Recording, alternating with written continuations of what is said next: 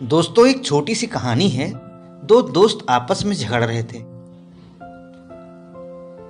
अदालत में वो पहुंचे जो पूरे शहर में सबसे अच्छे दोस्त के रूप में जाने जाते थे और दोनों हमेशा अविभाजित थे। लेकिन एक दिन इन दोनों में विवाद हो गया और विवाद इतना बढ़ गया कि अदालत में जाना पड़ा।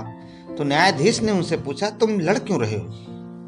उन दोनों ने एक दूसरे की ओर देखा और एक ने कहा कि तुम बताओ, दूसरे ने कहा कि तुम बताओ। जज ने कहा, कोई भी कह सकता है।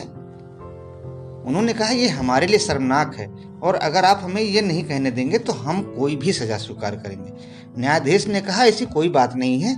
जब तक मैं ये नहीं जानता कि अपराध क्या है, मैं आपको दंडित कैसे कर सकता? आप लोग लड़ रहे हैं और परेशान हो रहे हैं। अंत में उन्होंने कहा, पहले ने कहा, हमें क्षमा करें क्योंकि जो हुआ वह इतना रहस्यमय और इतना असत्य, इतना सारगर्भित था। हम नदी के किनारे बैठे थे और उसने मुझसे कहा कि वह एक भैंस खरीदना चाहता है और फिर मैंने कहा, मुझे कोई आपत्ति नहीं, बस इतना याद रखना कि मैं एक बड़ा खेत खरीदने जा रहा हूँ और तुम्हारी भैंस मेरे खेत पर कभी नहीं आनी चाहिए क्योंकि मैं इस मामले में बहुत सख्त हूँ। फिर उसने कहा, तुम्हारा खेत? मेरी भैंसों को कोई नहीं रोक सकता। मैं देखूंगा कि तुम मेरे मवेशियों को कैसे रोक सकते हो। तुम मेरे दोस्त हो और मेरे मवेशियों का स्वागत करना चाहिए। तुम कैसे मना कर सकते हो? तुम किस तरह के दोस्त हो? फिर मैंने कहा, दोस्त बहुत ज्यादा नहीं हो सकते, बस व्यापार के बारे में बात करो। फिर उसने कहा, ठीक है, रुको और देखो कि तुम्हें खेत कब मिलता है।